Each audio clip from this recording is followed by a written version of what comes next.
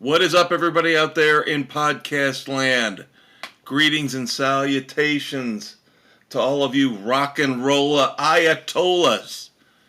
It is great to have you aboard on Friday night, October the 4th, 2024, as we get together once again for this extravaganza called The Fortress of Rock. I am your humble and gracious host, the Maestro Kevin Crane. Ecstatic, happy, glad beyond belief to have you aboard. Things have settled down after last week, which was a mess for me personally, and it did kind of bleed into the podcast a tiny bit, but we're all good now. Well, as good as any human being can be in this wonderful world we live in. Note sarcasm. This will be an abbreviated Fortress of Rock. I know I say that half the time, but I really truly believe here we're not going to keep you much longer than an hour and 10, an hour and 15 minutes. We've got a couple areas that are really sparse in terms of content. Through no fault of my own, I am always prepared to give you at least 90 minutes of solid, exquisite rock and roll knowledge. But sometimes the world does not cooperate. So let's get into episode 164, shall we? We start off, as always, with news of the world, our tribute to the late, great Freddie Mercury and Queen. So let's start off with some bitness, some music business news.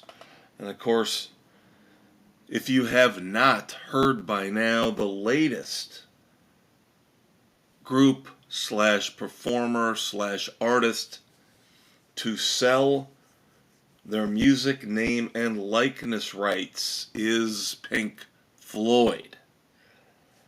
And you guys know I'm not the biggest Pink Floyd fan in the world, but all the kids are doing it, so why wouldn't Pink Floyd? So Pink Floyd sells, again, their music, recorded music only, not songwriting rights. That's very key to this. That might explain why it's not 400 million in no way, shape, or form to anybody like you and me. That's not a low number, but it might explain why, for Pink Floyd, one of the biggest bands of all time, that number's not a little bit higher. Is again because the songwriting rights are not included. Recorded music rights, name and likeness rights for Pink Floyd sold to Sony for, again, $400 million. And then if you watch a lot of music videos on YouTube, which I guess is the way things are going nowadays, and I have gotten sucked in on this, I am kind of using YouTube, as most of you are, as a surrogate for what those of my generation would call MTV. So I do find myself watching a few dozen videos at least a week on YouTube. It's somehow a little bit easier, more user-friendly in many respects than Spotify is. Not that much easier. I mean, if you want to listen to an album, you go to Spotify. But if you want to listen to a bunch of individual songs, especially ones you've already listened to, where they're already almost queued up for you on YouTube, I find it a little bit easier to just jump on YouTube for 20 minutes if I want to listen to a handful of songs than to go on Spotify. But there was an issue this past week. Again, the business of music. SESAC, one of the big music licensing firms out there, of course. This is one of those legal conglomerates that make sure that artists get paid and record companies get paid every time a video or a song is played. and CSAC's licensing agreement with YouTube expired.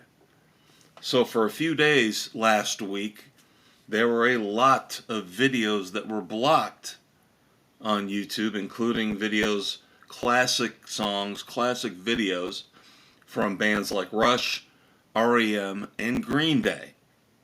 Now, it only, as it typically is with these type of holdouts and disputes, it only lasted a few days, but it's amazing how it seemed like it was so easy to pull the videos off of YouTube. And now that CSAC and YouTube have reached a new licensing agreement, it's taking YouTube a lot of time to slowly reinstate the videos that they blocked. So I would hope by now, here on the 4th of October, it's been a few days since the agreement was reached, that those videos are accessible again on YouTube. John Mellencamp. I do love John Mellencamp. I think he's phenomenal. I have issues with him, but my issues with him are far outweighed by my admiration for his craft, his work, his energy, his creativity. A phenomenal painter, as well as a world-class, all-time musician. Now, of course, the great thing, we record the Fortress of Rock in northern Indiana each and every Friday night. And John Mellencamp is one of the favorite sons of the great state of Indiana. Seymour, Indiana, to be specific, but of course, that is in proximity to Bloomington, Indiana, and Indiana University. So he is very well known in those parts, south of Indianapolis. John Mellencamp will get a statue on the campus of Indiana University. It will be unveiled on October the 18th, and yes, Mr. Grumpy Pants himself, John Mellencamp, will be there.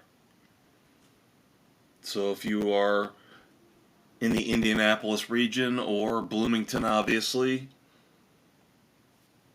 check it out. Ha! No pun intended. No pun intended there. I didn't write that down. That's my mind, and that's how it works.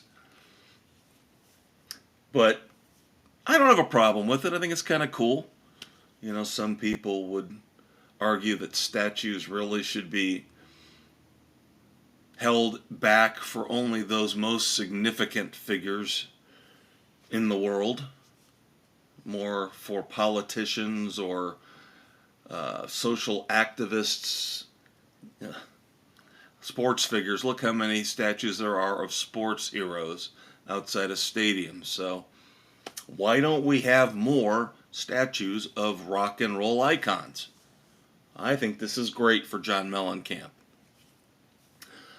Although, just to upset him, wouldn't it be awesome if at the unveiling a pigeon or a bird pooped on his statue right while he was standing next to it?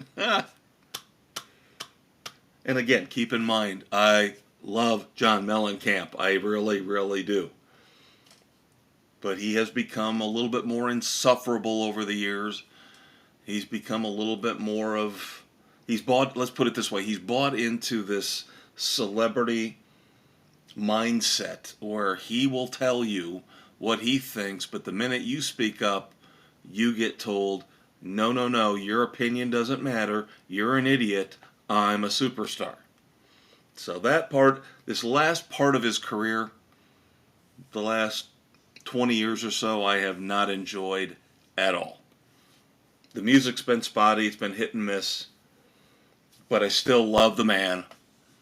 He is still a rock and roll rebel. He is John Cougar Mellencamp. All right, a lot of touring news to cover here. That's going to take up the bulk of what's left here in News of the World. The Eagles. I wish we could stop doing this with the Sphere. Yes, the Sphere in Vegas is an unbelievable venue. It's phenomenal beyond belief from everything I've seen and everything I've heard. But can we stop tacking on just a few dates? Oh, we sold out every date. Let's tack on a few more. We sold out a few dates. Let's tack on some more. And we sold those out. So let's tack on some more. What are you just gonna keep tacking on a couple weekends and then a couple more weekends until what? The final weekend you don't quite sell out as quickly as you hoped. So that's the end. That's when you stop the residency. It's stupid. It's stupid. Pick a set number of dates and stick with it. But of course, Don Henley never met a dollar bill he didn't like. So as long as they keep selling out these dates at the Sphere, the Eagles will keep adding on more dates, it looks like. So now we have 4 more new Sphere dates in Las Vegas in February for the Eagles. Bruce Springsteen, 8 new European dates through May and June of the summer, the early summer months of 2025. Oh boy, we knew it was coming. The pretentious, arrogant Gallagher brothers are coming to America. Oasis, 9 stadium dates in North America and in Mexico in August and September of 2025. Currently slated for 2 shows in Toronto, 2 shows in New Jersey, 2 shows in LA, and 2 shows in Mexico City. Chicago only gets 1 though, because it's flyover country, and nobody cares about flyover country, especially pretentious jerkwads like Liam and Noel Gallagher. And if you haven't heard, the press release for the announcement of these American dates, just let me give you one direct quote, and you can take it for what you want. I take it again to enhance, solidify, and prove my opinion of the Gallagher brothers. Here's the quote. To North America, this is addressed to North America. You have one last chance to prove you loved us all along. I don't care. I don't care that you're coming back together. This is a money grab, a sheer and utter money grab. And I can't believe there's this many fans. In Europe, I get it.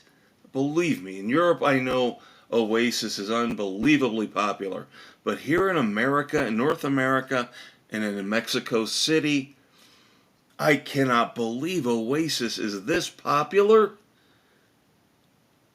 They had 1 big album.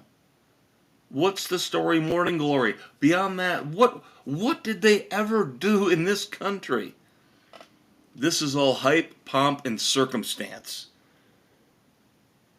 So as you could probably tell by my attitude and disposition, there will be no review in any way, shape, or form ever of an Oasis concert, or if they ever get back together again for the purposes of recording new music. You're not going to hear any review of that on the Fortress of Rock. Jeff Tate. Of course, Jeff Tate, lead singer for Queensryche throughout their peak period, which is most of their existence, except for the last, 15, 20 years? And they, believe me, I've seen them in concert a couple times without Jeff Tate, and they are severely, sorely lacking without Jeff Tate. So Jeff Tate, in the settlement, another band with a whole bunch of legal issues and infighting, while Jeff Tate gave up the right to use the name Queensryche, among other things, he did retain the rights to perform arguably their two most popular albums live in their entirety. And that, of course, would be Operation Mindcrime and Operation Mindcrime 2. So Jeff Tate is going out on the road with his band.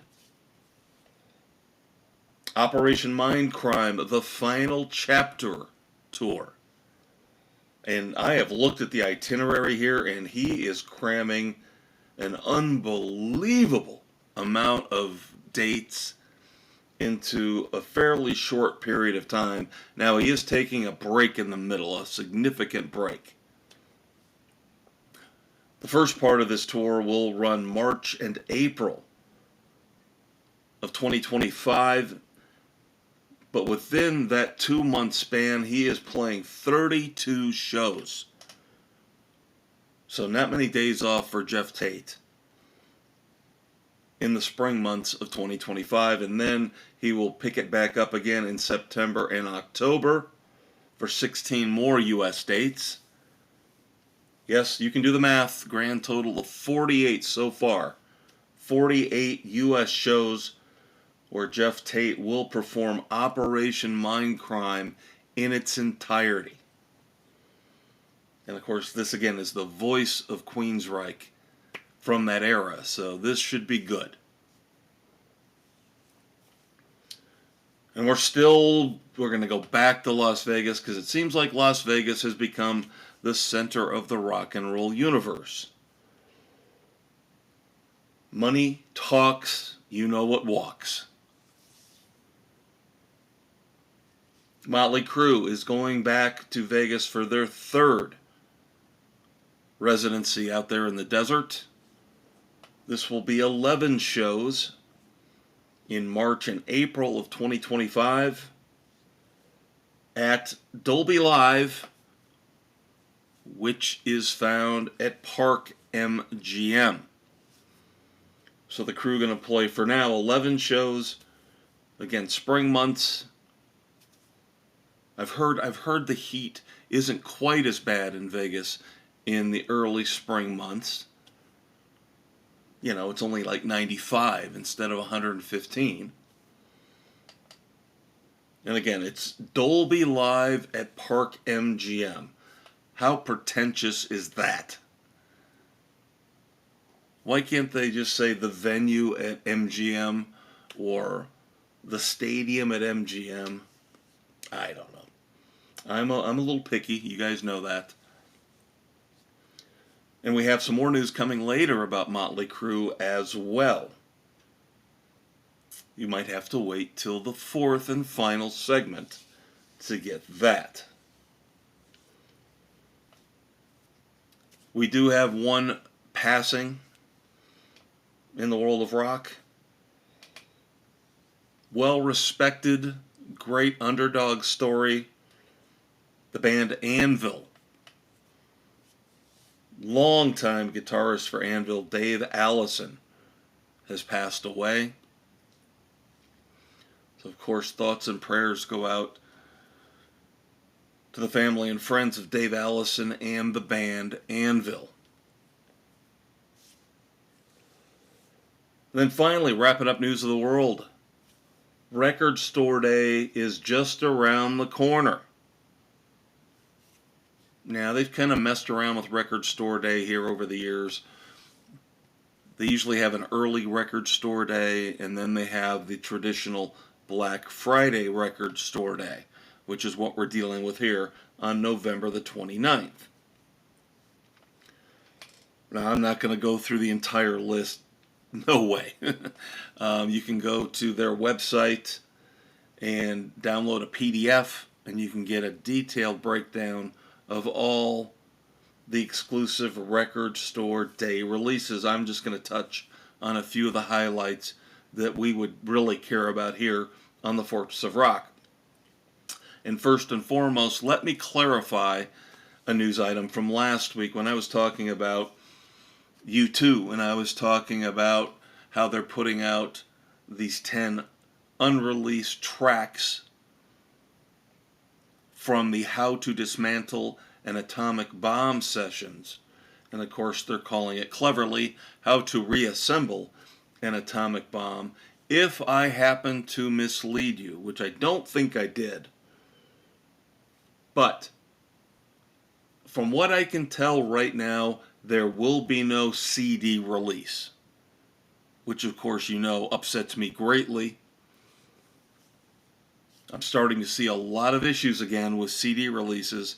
I tried to get a hold of the new Soul Asylum album, which we're going to be reviewing here in just a few minutes.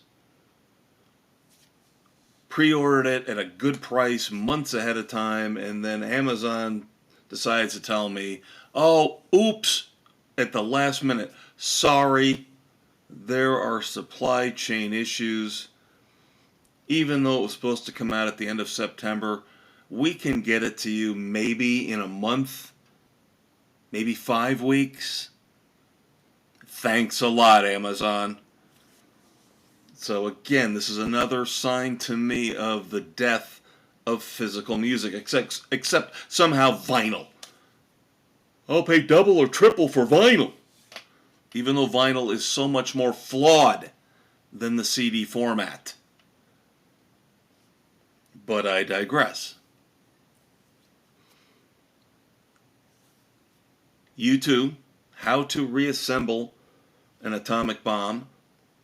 You can get the vinyl version, yay, on November 29th for Record Store Day. And then you will also be able to get the digital download. And then, like me, you can burn a copy and do the work for all of these retailers and record labels. Ugh, makes me so mad. Van Halen Live. We've been talking about this throughout 2024. The Van Halen Live Dallas 1991 show. This is the show featured on the expanded box set for Unlawful Carnal Knowledge. Double album, double vinyl release will be available on Record Store Day. That might be one I buy. Since I can't get it in a physical format without buying a box set of an album I already own, I have gone to Record Store Day once. And I'm not disparaging it. I think it's phenomenal. I think it's an unbelievably great gesture and effort to keep local record stores, independent record stores alive. I'm not bashing it. I'm really not. I'm just not a vinyl guy. I used to be, and with the ease of CDs, I can't go back. I just can't. It's like owning a car and then saying, oh, well, I'd rather ride a bike. And I know there's a lot of people now in this snowflake age that actually feel like that, but I'm not giving up my car. And I'm not giving up my CDs. But for Van Halen Live, Dallas 1991, I might do it. I just might do it. We'll also be seeing on Record Store Day Stone Temple Pilots. Of course, they've been recently celebrating the anniversary of Purple, their landmark album. They're releasing Purple Rarities. Now, I have looked at this, and to be fair, like a public service announcement to you guys, there's not a lot on here that I would really go nutsy cuckoo crazy for. This is not like U2, where these are all previously unheard, unreleased tracks. Purple Rarities by STP is more just acoustic versions, demo versions of songs that are already on Purple. Nothing really new, so that's why I'm a little bit more tepid in my response to the STP Purple Rarities Record Store Day release. And then, of course, there's a whole bunch of live albums, which is normally the case with Record Store Day. The highlights, from what I can tell, and again, this is barely scratching the surface. And again, a great thing about Record Store Day is it covers all the bases, lots of different genres, all different types of bands from all different types of eras. But for my purposes and yours, there looks to be some interesting live albums coming out, particularly from The Doors and the Allman Brothers Band. And I definitely encourage you, if you're out for Black Friday, that's another reason why I'm not a big fan of Record Store Day, is who wants to go out anymore on Black Friday when you can buy most of this stuff at home in front of your computer? But Record Store Day is once again, a great cause. Keep your local independent record stores in business. So if you're out and about, or if it's not too inconvenient, get out there on November the 29th. Check out what your local record store has got for Record Store Day. And as I mentioned, I will probably go out. Go out in the morning, I'll let the crowd die down, and that probably means I won't get my Van Halen Live in Dallas 1991 LP, because supplies are always so ridiculously limited. But I'll get out there, see if I can get it, come back home, and then I'm heading out to my annual Black Friday Jackal concert in Indianapolis, Indiana. All right, so there you go. That is News of the World. And now we move on to segment 2, the best in new music. It is Breakdown, our tribute to Tom Petty and the Heartbreakers. So, of course, this is now the time where we review the long-anticipated new album from Soul Asylum. Well, anticipated for the last 3 or 4 months, let's say. Of course, just recently saw them in concert with Live and Stone Temple Pilots. The new album is Slowly But Shirley. 12 tracks. And I've already told you my tale of woe when it comes to not being able to get the physical CD from Amazon. So yes, I did buy the digital version. Did the work, burned a copy for my car, for my stereo downstairs in my man cave, and I have listened to it now just enough, just because I was hoping to get it on the day of release, and that's when all the mess started with Amazon and supply chain issues, and yes, there's the dock worker strike and all that garbage.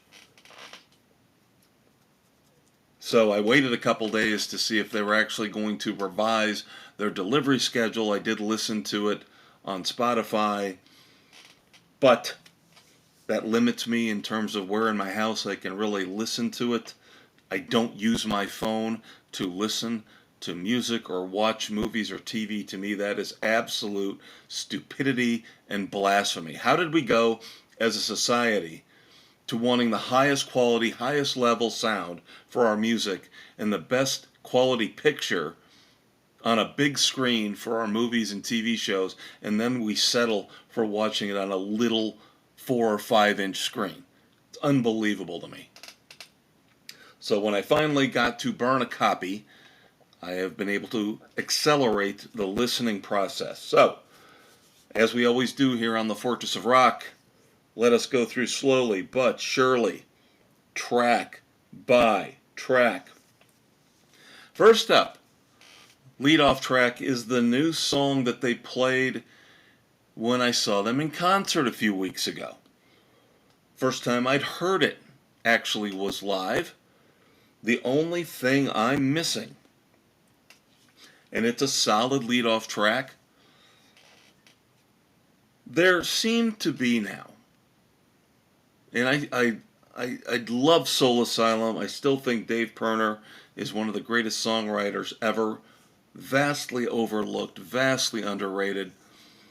But now, over the years, ever since their career peak with Grave Dancers Union and Let Your Dim Light Shine, they seem to have settled into a little bit of a pattern, a little bit of a rut when it comes to their albums. You get three types of songs. You get the rockin' tunes, a la Somebody to Shove. You get the more mid-tempo songs, more contemplative, a little bit better lyrically, like a Runaway Train or a Misery. And then you get the goofy, we still kind of think we're a pseudo-punk band songs. And again, I'm going to refer to those two classic albums. Cage Rat, 99% come to mind, that kind of style. That's what you're getting now with Soul Asylum. And all the songs on Slowly But Surely can be unfortunately categorized, pigeonholed into one of those three categories. So the only thing I'm missing is the harder rocking Soul Asylum. But it seems like when Soul Asylum wants to rock a little bit harder, Dave Pirner's lyrics suffer. So even though the only thing I'm missing is a really good lead-off track and it gets you going, gets you rocking, it's nothing spectacular. And the same can be said about the second song, High Road. Of course, High Road was the first official release off of Slowly But Surely.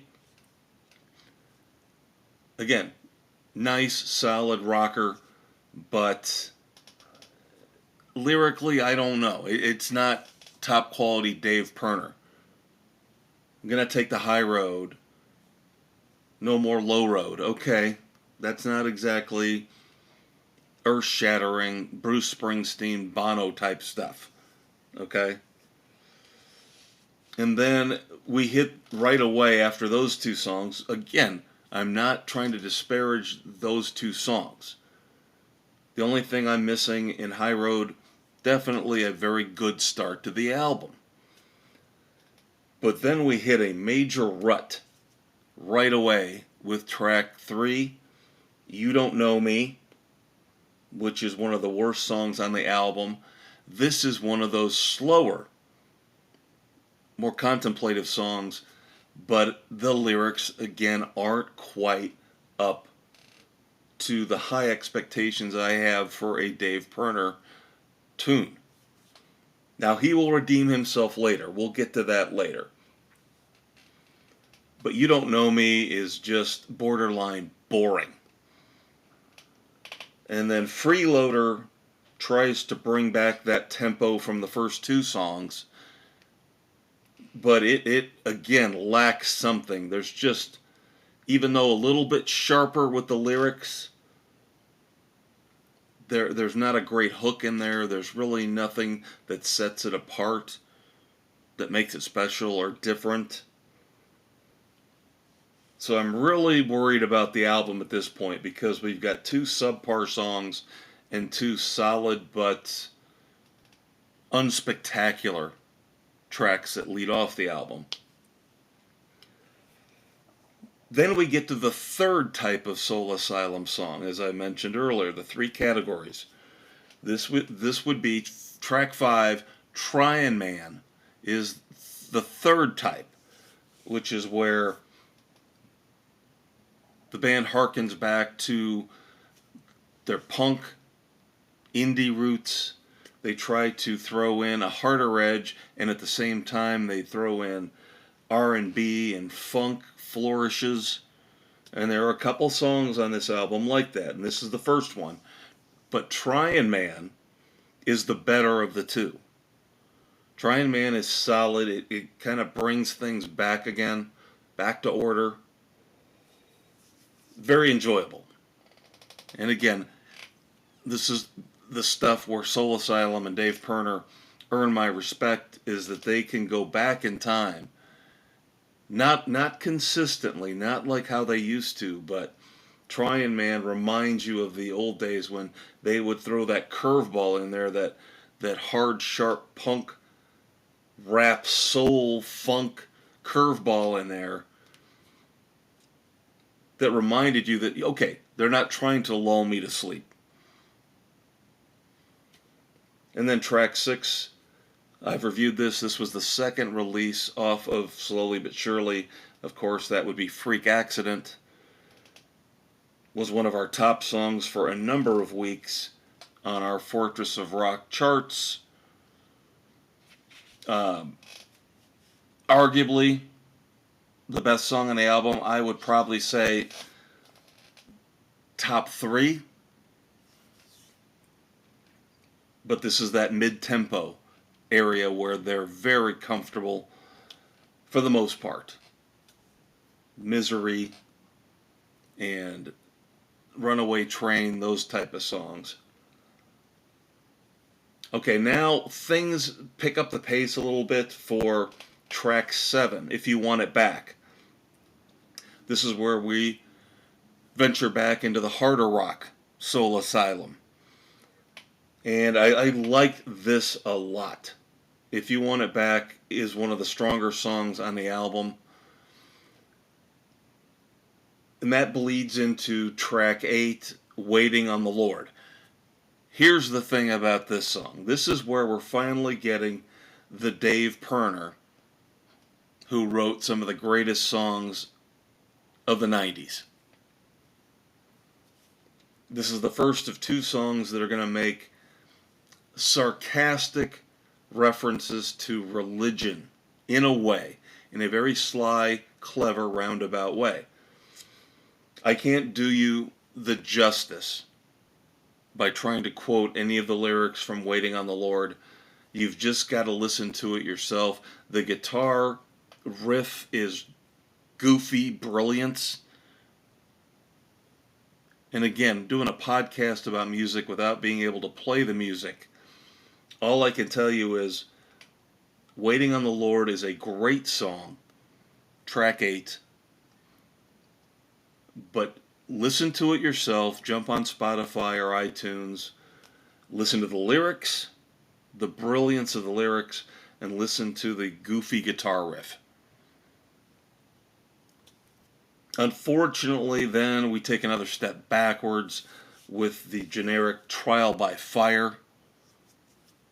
And this is where the lyrics get a little bit lazy again. And I know it cannot be easy.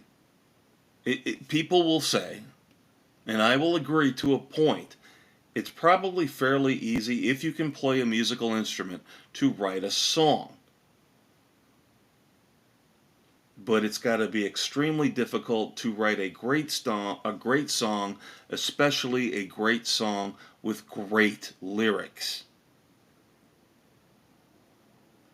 I can look around the studio here at the Fortress of Rock and pick out an item and write a song about it and make it halfway competent, and then if I got a guy next to me who can play guitar, we could work on it for a day and make it listenable.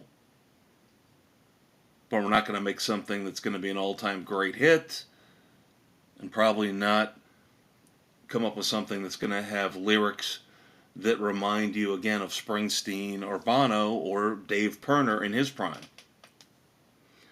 Trial by Fire just seems a little lazy on the lyric front for Pirner. And I know, again, high expectations when it comes to him writing songs. Now, track 10, Making Plans, is lazy lyrically as well. But number one, I could tell that there's something in there that's very clever, despite the fact that the chorus is nothing special. I understand the underlying message that he's trying to put through on Making Plans is that we obsess too much about planning and scheduling out our lives instead of just living our lives for the moment. So in that regard, the song is brilliant, but he doesn't quite pull it off.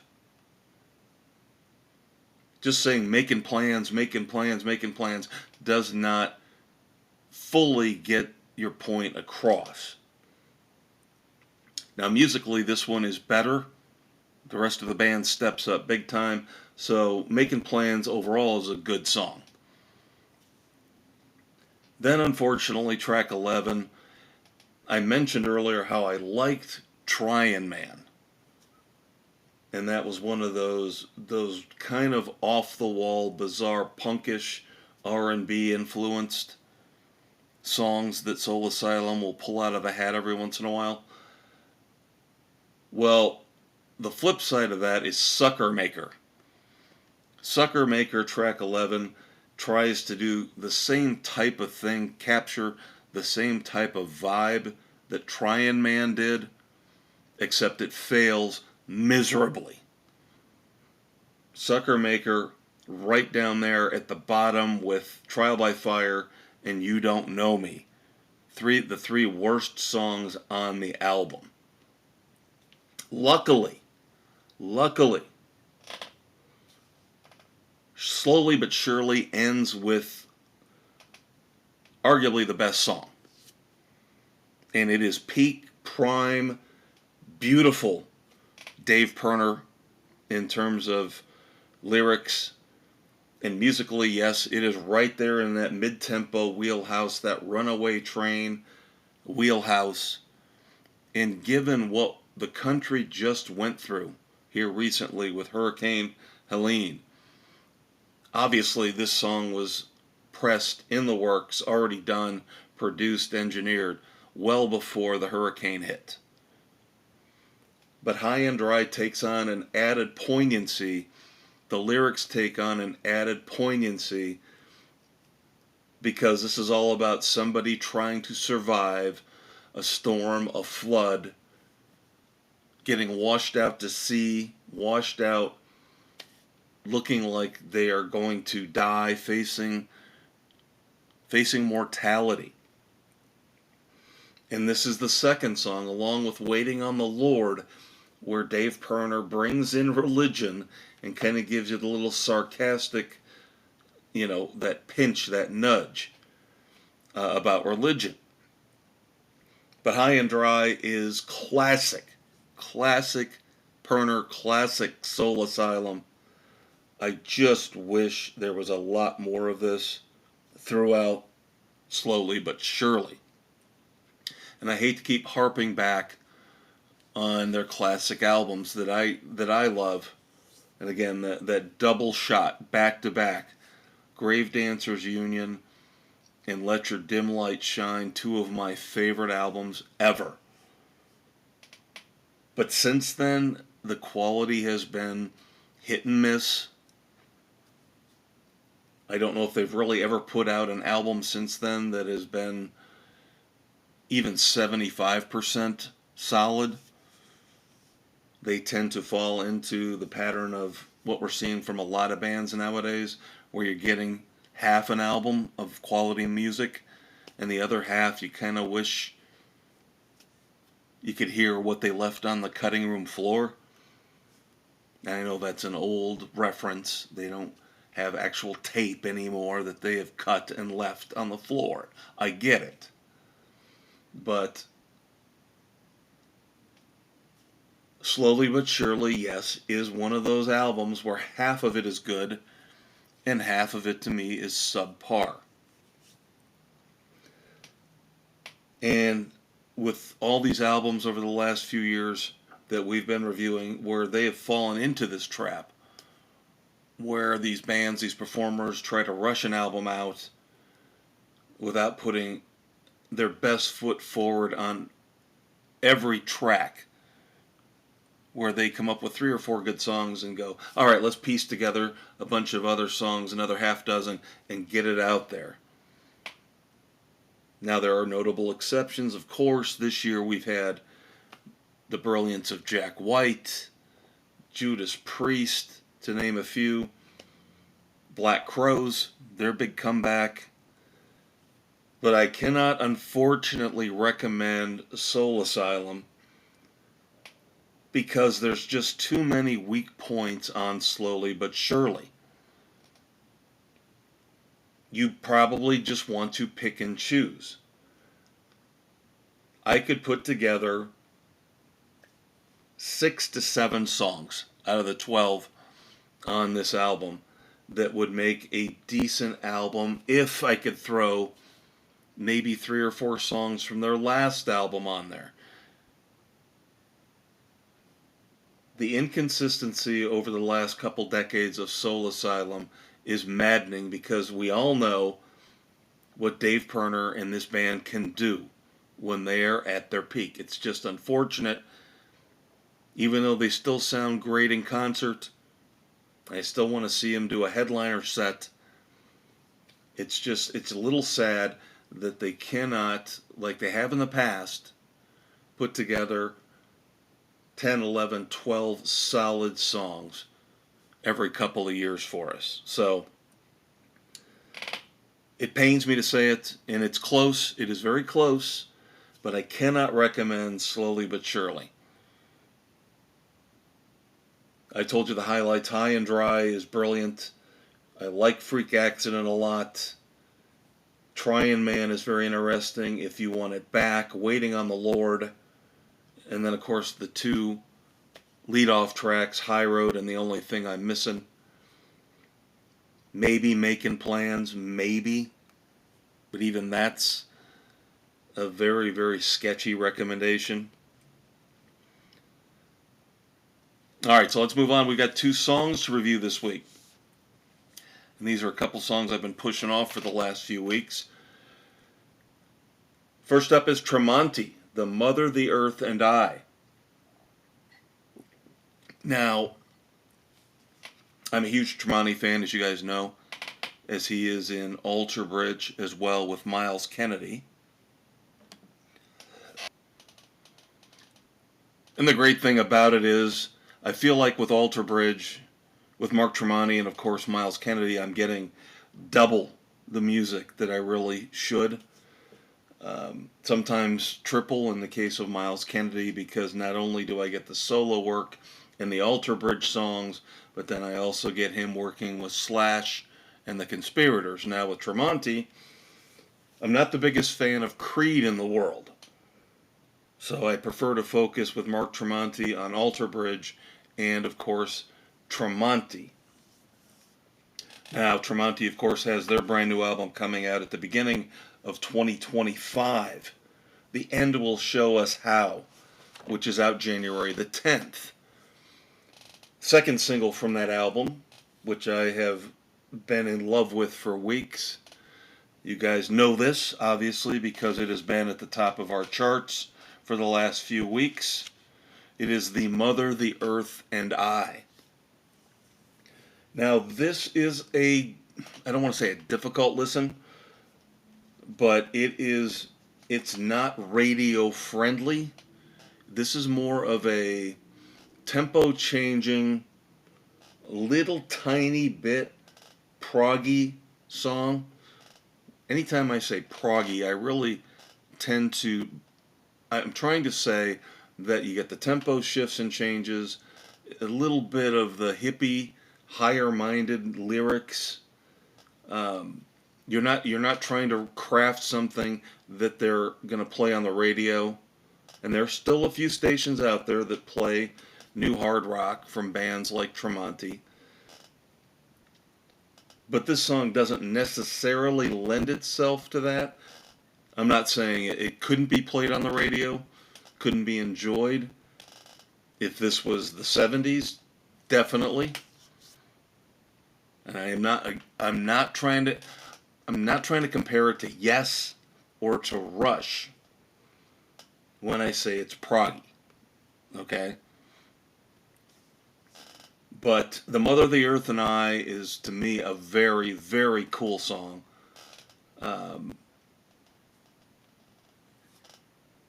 It's a little bit longer, once again, than your typical radio hit.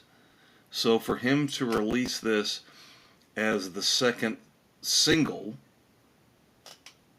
off of The End Will Show Us How is a bold move in my opinion.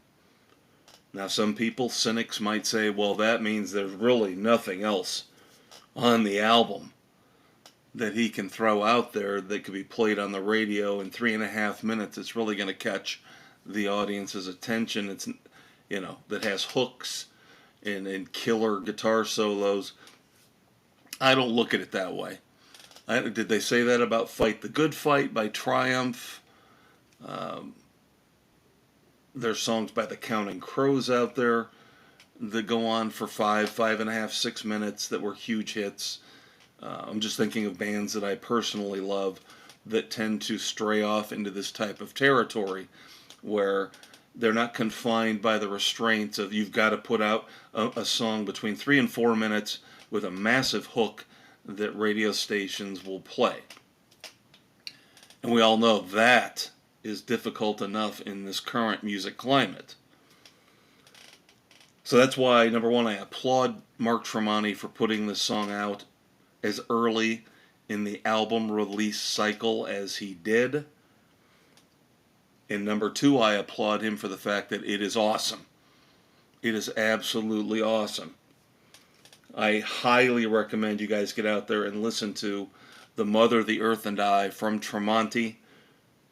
Get out there on your Spotify, your iTunes, wherever you listen to your music, and check this out. And then the other song, another one I've pushed off over the last couple weeks because I really wanted to savor it, enjoy it a little bit more, give you more of a comprehensive review, is Tears for Fears. Now, we've talked about the fact they've got a new live album coming out. 4 new songs on this live album. It is a double live album, double live even with CD.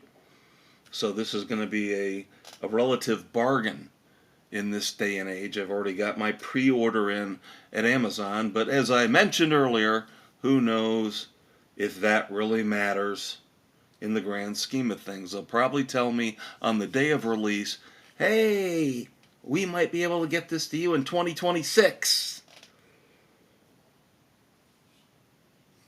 But I admire the fact that, number one, they've kept the price on this reasonable for a double live album with 4 new songs. And then, of course, I admire the fact that the first single is awesome. The Girl That I Call Home from Tears for Fears. Now, I had this discussion with a friend of mine about this song. And he and I agreed this is kind of a throwback in a good way for Tears for Fears. Now, The Tipping Point, their big comeback album from a few years ago, was a little darker, and of course it had reason to be darker because Roland Orthobell was, of course, working through issues, and then you had the friction, the normal friction between bandmates, and everything now seems like it's patched up. They're back together, successful tour, successful album. So again, great to see them now. Let's put out the live album. Let's give the fans a comprehensive look at what we just enjoyed, what we went through on this last tour for The Tipping Point, and then throw in some new stuff to show them that we're not done yet, and we're still creative, and we're still a force, a duo working together, putting out new music, and that is fantastic. Now, The Girl That I Call Home, as I mentioned, a throwback, a little bit lighter,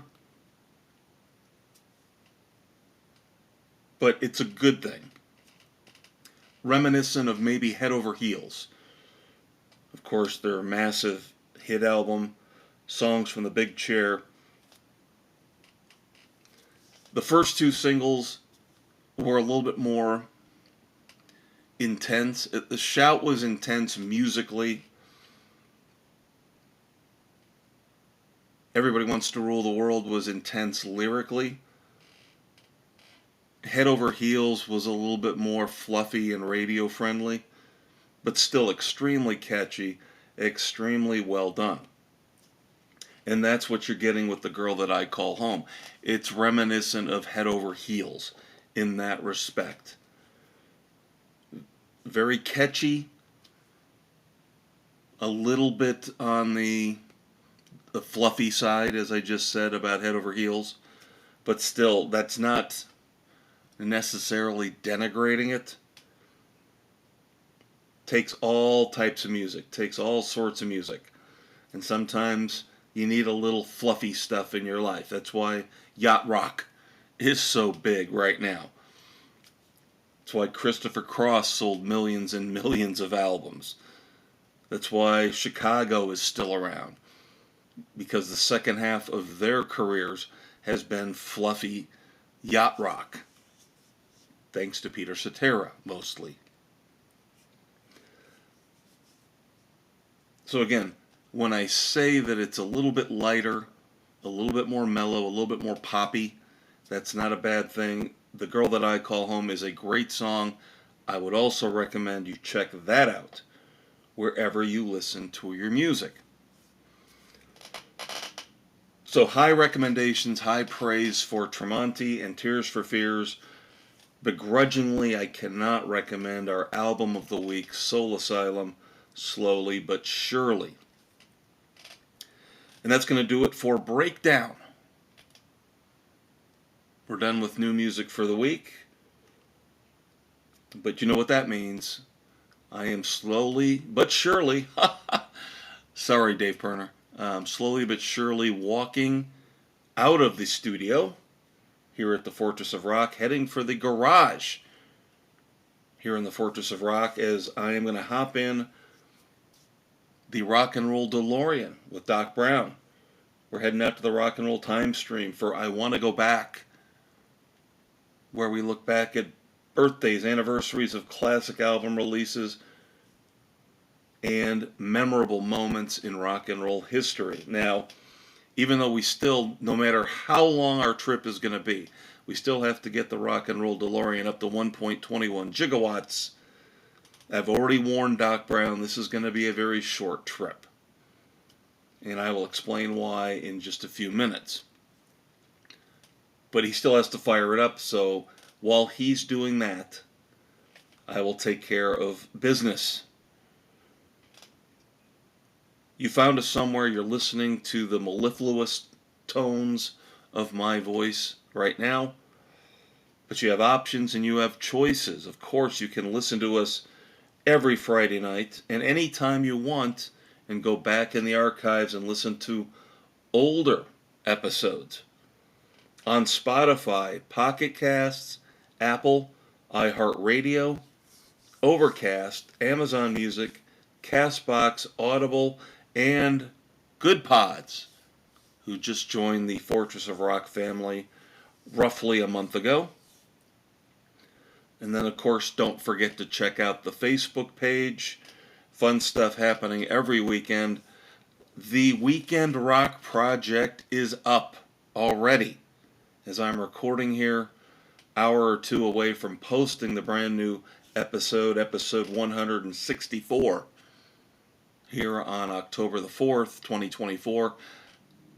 But yes, the Weekend Rock Project is already up. It's already out there. Now, it's old school, but you know what a compass is, right? You know, when I was a kid, I didn't know how to use a compass. I'll admit it. I have no idea how to use a compass. But I do understand that you're dealing with north, south, east, and west as the four primary points on a compass. So what we're looking for this weekend for your Weekend Rock Project is any and every awesome, fantastic, magnificent rock song that has north, south, east, or west in the title. I put out there a fairly obscure track from Big Country.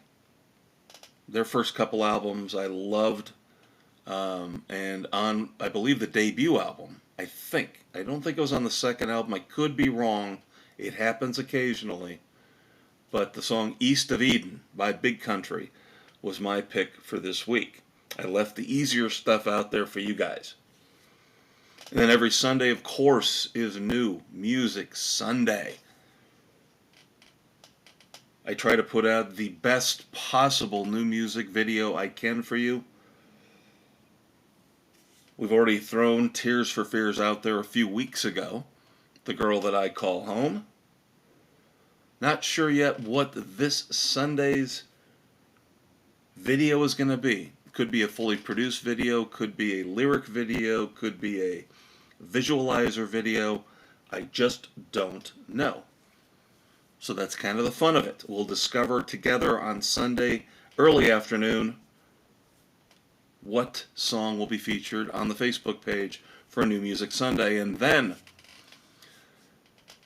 even though I've mentioned a little bit skimpy in News of the World, little bit skimpy here, and I want to go back, I do have valuable sources for a lot of ideas that come to me from these websites, and I use them for segment 1 and segment 3.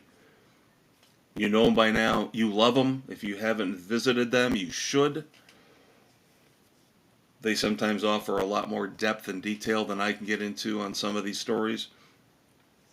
UltimateClassicRock.com, ThisDayInMusic.com, and the Van Halen Newsdesk.com. All right, this is the part where I tell you one of the very, very, very rare instances here on the Fortress of Rock for birthdays. Rock and roll birthdays on October the 4th. I honestly don't have any of significance to share with you. And that is an unbelievably rare feat. I looked and I looked.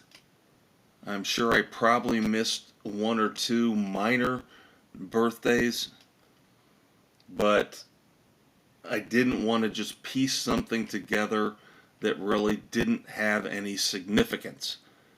So for once, and probably the only time in the next year, I'm not going to say never, because this could happen again. You guys know, some days the anniversaries and the birthdays are ridiculous, and it takes me 45 minutes to get through all of them. This week is going to be the opposite. Birthdays, we're skipping. And as we move on to anniversaries, this will only take a few minutes. But I do want to point one thing out as we move on to anniversaries. I do this for significant birthdays and anniversaries within the Van Halen family. Of course, Van Halen is my favorite band, always has been, at least since I was 16 years old. Maybe not ever, ever, forever. ELO, Casey and the Sunshine Band, before Van Halen put out their first album, okay? But ever since that first Van Halen album came out, they have been my favorite band since then going forward.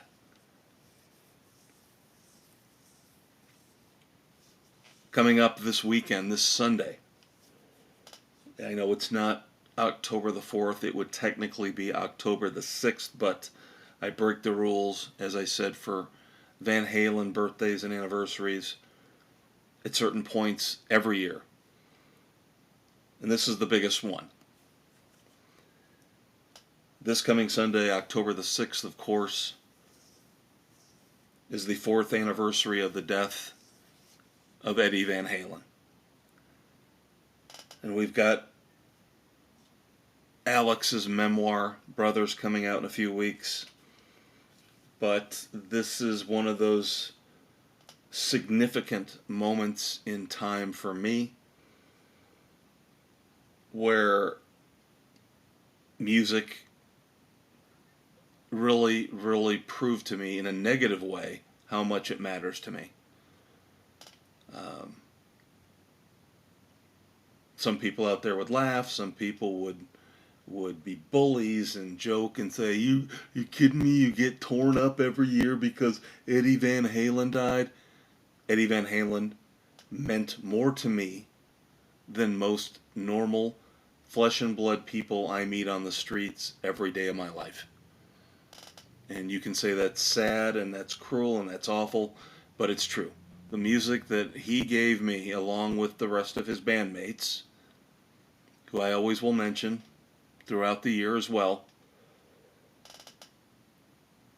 you guys have your performers, your bands that you care about, that you love, that keep you going, that have gotten you through hard times.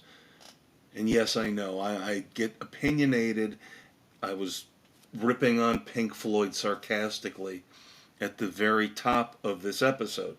But there are so many people out there who I guarantee think Pink Floyd saved their lives. Roger Waters' lyrics got them through difficult times. I'm not trying to trivialize that. I'm just giving you my personal opinion.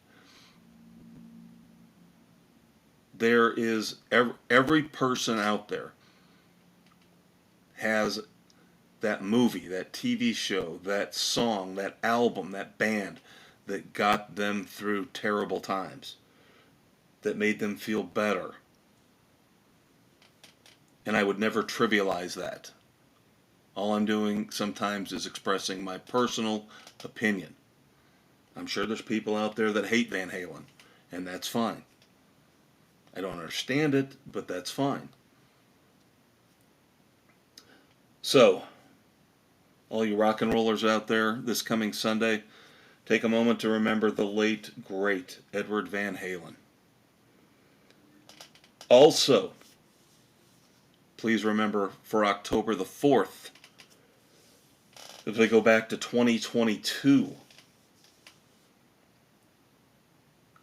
arguably the greatest voice in country music history, Loretta Lynn, passed away on this day a few years back, October the 4th, 2022.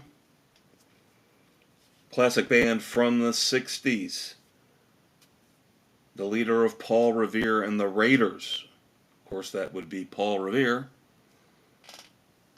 passed away on this day, October the 4th, back in 2014. My man, Darius Rucker. You guys know I love me some Hootie and the Blowfish. But I do not begrudge Darius Rucker going solo, going country, because he has done a phenomenal job with it, and he is a massive, massive success in the world of country music. And it's cool to see Beyonce doing this too. But back on this day, October the 4th, 2008, Darius Rucker scored his first career #1 country song with Don't Think I Don't Think About It. And now he's found a way to juggle his solo country career with Hootie and the Blowfish. So it all works out for everybody. Born on this day, October the 4th, 2005. I'm sorry, born on this day. See, I'm stuck because we didn't have any birthdays. It's the opposite, unfortunately. On this day, October the 4th, 2005, Mike Gibbons, drummer for Badfinger, passed away. I am sorry. I apologize. It's just hard for me not being able to do any birthdays. So unfortunately, yeah, on this day in 2005, Mike Gibbons, Badfinger drummer, passed away. Of course, Badfinger was one of those bands Apple Records picked up. Paul McCartney was really behind Badfinger, and they had some success, but never really broke as big as everybody thought they were going to, with the backing of Apple and at least one prominent member of the Beatles. On this day, October the 4th, 1980, great song from Queen. Another one, Bites the Dust. A little bit of a departure for them, but still brilliant. Another One Bites the Dust was the number one single in the U.S. on this day in 1980. We've talked about Pink Floyd a few times here in this show. On this day, October the 4th, 1975, Pink Floyd's Wish You Were Here, the album, was the number one album in the U.S. Again, on this day, October the 4th, 1975, and that had the very controversial album cover with the guy on fire. And there's a great story behind the photo shoot for that album cover. You should look it up and read about it. It's very, very cool. They had to shift and change and flip the photograph because of the way the wind was blowing. And one of the two guys in the picture got their mustache singed off. And it's a great, wild, crazy story. And luckily nobody was seriously hurt. But again, on this day in 1975, Pink Floyd's Wish You Were Here was the number one album in the U.S. On this day, October the 4th, 1970, Janis Joplin was found dead in a hotel from a heroin overdose. And I know a lot of people would want me to expound on this. Number one, I'm not a Janis Joplin fan. Number two, I do not like to discuss drug abuse in any way, shape, or form. Promote it.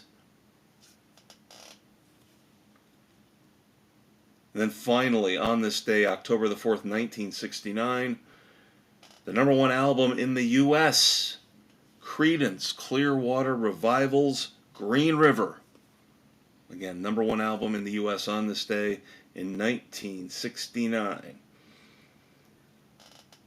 So we got a little bit of juice, a little bit more juice than I thought we would out of our anniversaries here. Again, no birthdays, even though I really tried, mistakenly, I really tried to find us some birthdays, or at least wedge birthdays in some way, shape, or form, erroneously and very uncomfortably and badly. So again, I apologize about the whole Mike Gibbons mix-up. But Doc Brown is going to park us back in the garage after a brief sojourn. Park us back in the garage at the Fortress of Rock. Shut everything down. Pull the drawbridge up over the moat. Lock things down. Get ready for a nice quiet evening. Maybe watch a movie. I'm thinking of watching the latest version of Salem's Lot on Max. That could be my viewing for tonight. But I'm not done with you guys yet. Still got a little bit more to go. And even though I said it was going to be a shorter episode, it looks like we're still going to hit approximately an hour and a half, which is always our target time. We've got one final segment left. Coming up now, as I shift back to the studios here at the Fortress of Rock. Segment 4, as you kids know, is always wrap it up our tribute to the fabulous Thunderbirds.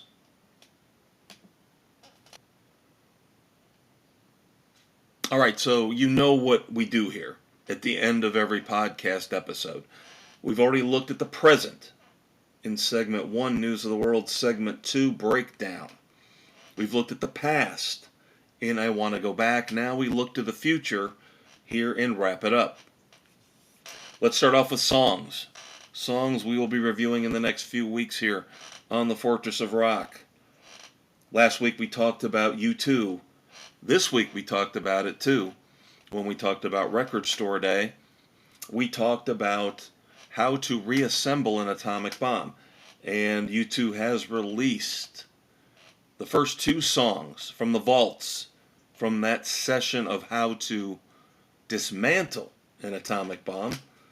Next week, we will review those two songs for you. Those songs are Country Mile and Picture of You, X plus W. Now we've got a couple new additions to the slate.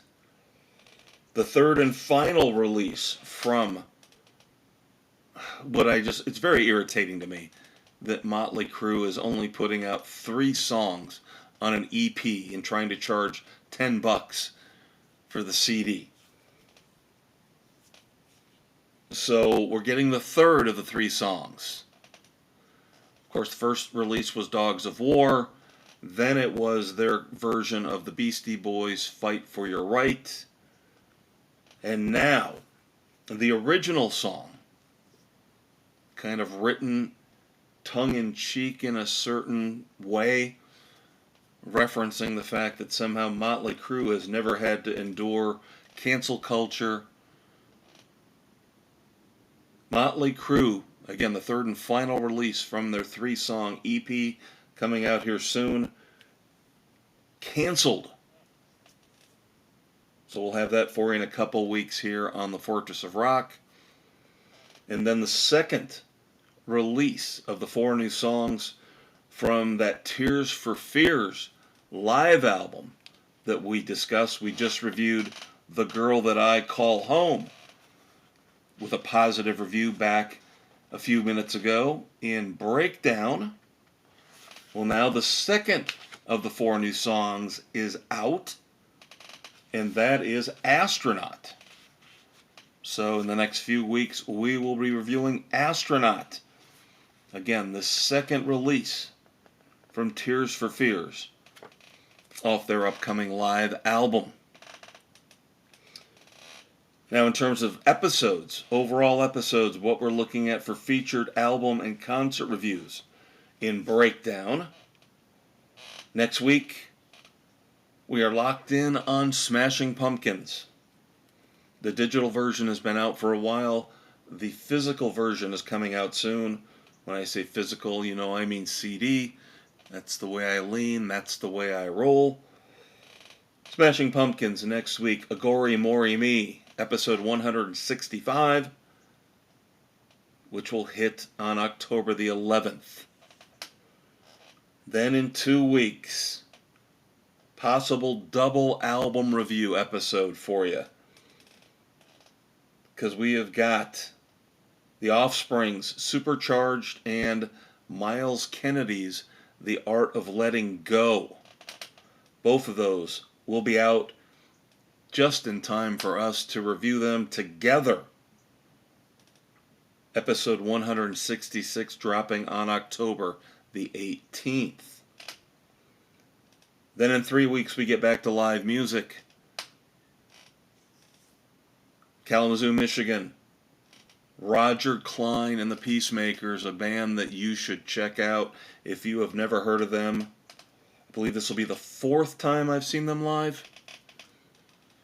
And they are phenomenal. Every time I've seen them, it has been an unbelievable show. Roger Clyne and the Peacemakers live.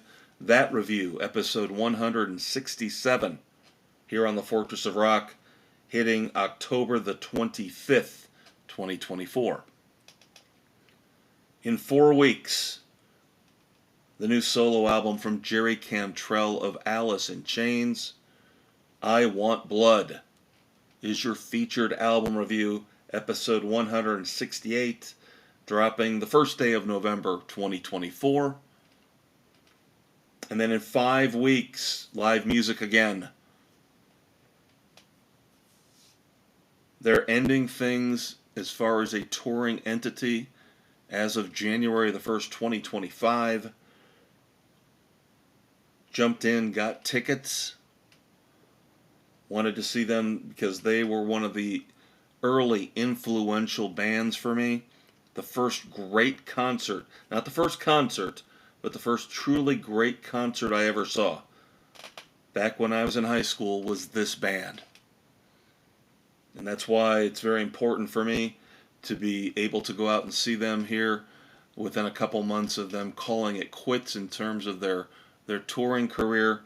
And that, of course, is REO Speedwagon, live at Van Andel Arena in Grand Rapids, Michigan. I will have that review for you on November the 8th, episode 169.